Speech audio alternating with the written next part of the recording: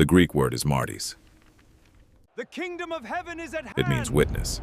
Fear not And it's those the who exact kill same body. root the New Testament uses for martyr, because in this one case, the two words were never actually different things. Revelation names two men who will stand in the middle of the world's darkest days and testify to the truth. And the text tells you, before it tells you almost anything else about them, that testifying is going to cost them everything. Who they are is the question an entire tradition of the earliest Christians thought they'd solved. And once you hear their reasoning, you'll understand exactly why it stayed unresolved for 2,000 years anyway. Revelation 11 gives you the outline first.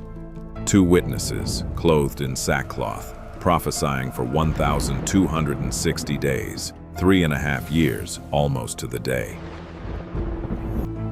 They have power to shut the sky so it doesn't rain during the days of their prophecy. They have power to turn water into blood and to strike the earth with plagues as often as they want. Nothing touches them until the moment their testimony is finished. And then a beast rising from the abyss kills them where they stand, leaves their bodies in the street of the city where their Lord was crucified, refuses them burial, while the whole world celebrates their death with gifts to one another. And after 3.5 days, breath from God enters them again, and they stand on their feet. And the same people who celebrated their deaths watch them rise right before being taken up into heaven in a cloud. That's the entire account. Powerful, specific, terrifying, and never once naming who these two men actually are. Here's where the investigation starts, and the earliest interpreters of this text didn't start by guessing. They started with a rule laid down elsewhere in Scripture that quietly eliminates almost every candidate you could name. It is appointed for men to die once, Hebrews says, and after that the judgment. Once. Not twice. And that single word does more work in this investigation than any amount of speculation could. Because if these two witnesses are killed in Revelation 11 and are going to face final judgment like everyone else afterward, then whoever they are has to be someone who has never yet died at all. Otherwise, resurrection here would mean dying twice, which Scripture says isn't how it works for ordinary men. That rule should make you think immediately of Moses, and for centuries, plenty of serious readers did. The parallels are almost too perfect to ignore. Water turned to blood is exactly what Moses did to the Nile. Plagues at will are exactly what Moses called down on Egypt. And fire-consuming enemies is a pattern that follows Moses through the whole Exodus story. For a while, this looks like an open and shut case, until you remember one detail Scripture is completely explicit about. Moses already died. Deuteronomy says so plainly, he died in the land of Moab, and God himself buried him in a valley no one has ever found. Which means if Moses stands in Revelation 11, he would have to die a second time, breaking the very rule that was supposed to identify him in the first place. The strongest circumstantial case in the entire investigation collapses the moment you check it against the one rule meant to solve it. So who's left standing once Moses is eliminated? Elijah is the safest name in the room, and almost no serious interpreter disputes him. 2 Kings tells you exactly what happened. A chariot of fire, horses of fire, and Elijah taken up in a whirlwind without ever tasting death at all. He fits the die once rule perfectly, because for him, that death hasn't happened yet. He fits the power to shut the sky, because Elijah's prayer once closed the heavens over Israel for 3.5 years, the same number attached to the witnesses themselves. Elijah isn't really a mystery. He's the one candidate almost everyone already agrees on. Which leaves exactly one open seat, and this is where the earliest Christians reached for a name most modern readers have never seriously considered. Enoch. 4 verses in the whole of Scripture, tucked into a genealogy easy to skim past. Enoch walked with God, and he was not, for God took him. That single sentence does something no other verse about any other Old Testament figure does. It doesn't say he died. It says God took him. The same category of departure Elijah would receive centuries later, except Enoch's came first, quietly, without fire or whirlwind, almost as if Scripture wanted you to notice it, only if you were paying very close attention.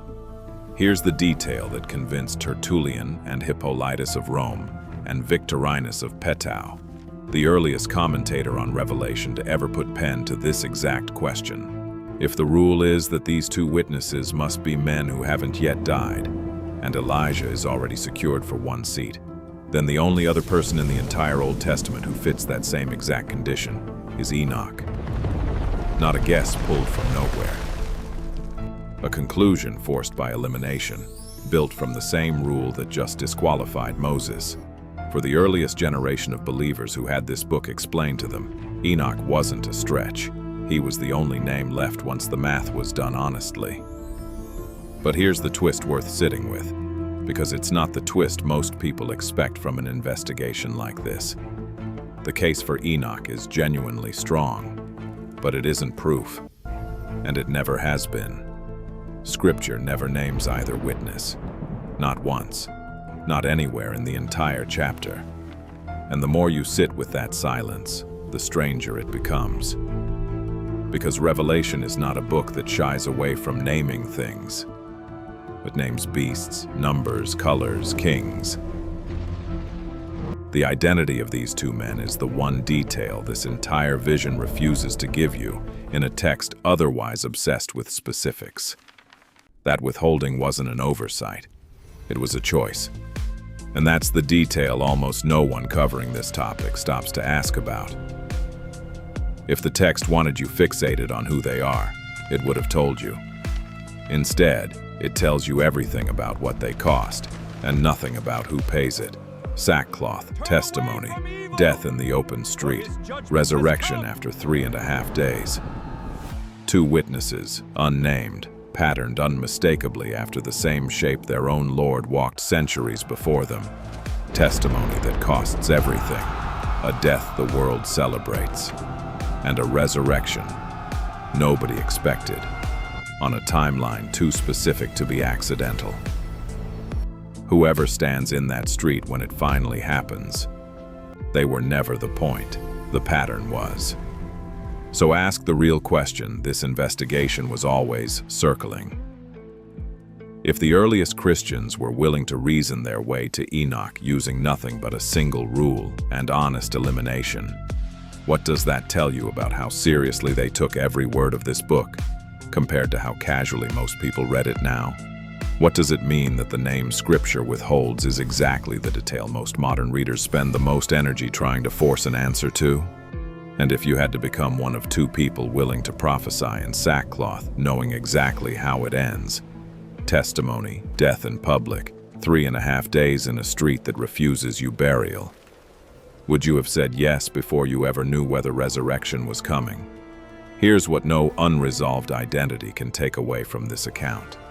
Whoever those two men turn out to be, they are walking a path already walked once, perfectly, by someone who didn't need speculation to identify him.